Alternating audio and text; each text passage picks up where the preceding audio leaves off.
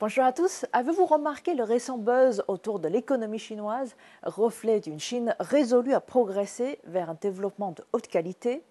Fin septembre, une série de réunions cruciales ont eu lieu, du comité central du Parti communiste chinois aux conférences de presse du Conseil des affaires d'État.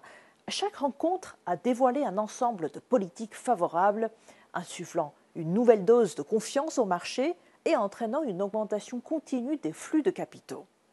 Le matin du 8 octobre, une conférence de presse a capté l'attention générale centrée sur la mise en œuvre systématique d'un ensemble de politiques supplémentaires visant à stimuler une structure économique ascendante et aussi une dynamique de développement positive. Mais que signifie réellement cela pour l'économie chinoise? D'abord, c'est une démonstration claire de la volonté de la Chine d'agir rapidement et efficacement.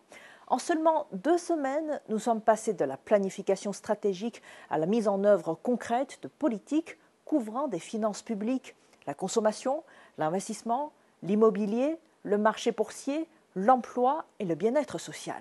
C'est d'une approche globale un véritable coup de poing politique visant à renforcer la cohérence et la synergie des actions gouvernementales.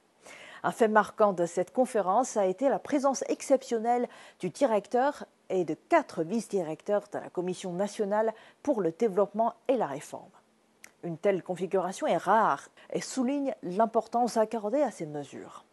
De plus, lors de cette conférence, les politiques couvrant les domaines des finances publiques, des finances de la consommation, des investissements, de l'immobilier, des marchés boursiers et aussi de l'emploi et du bien-être social ont été annoncées, renforçant la cohérence des politiques macroéconomiques et leur synergie.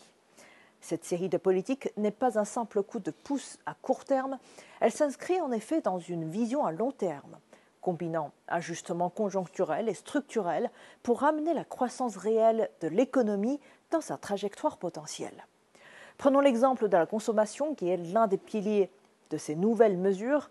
Les politiques dites les 2 nouveaux visent à encourager le renouvellement à grande échelle des équipes industrielles et aussi le remplacement des biens de consommation. Cela inclut la modernisation des infrastructures, la promotion du recyclage et même des initiatives comme la rénovation des logements ou le remplacement des appareils électroménagers. L'objectif, stimuler la consommation tout en orientant l'économie vers une transition verte et durable. En fin de compte, le redressement du marché boursier chinois est bien plus qu'une simple tendance financière, c'est aussi le signe d'une confiance renouvelée, soutenue par des politiques ambitieuses et aussi une mise en œuvre rapide. La Chine montre au monde sa détermination à entrer dans une nouvelle ère de développement de haute qualité où chaque mesure est pensée pour avoir un impact durable pour l'économie et sur la société.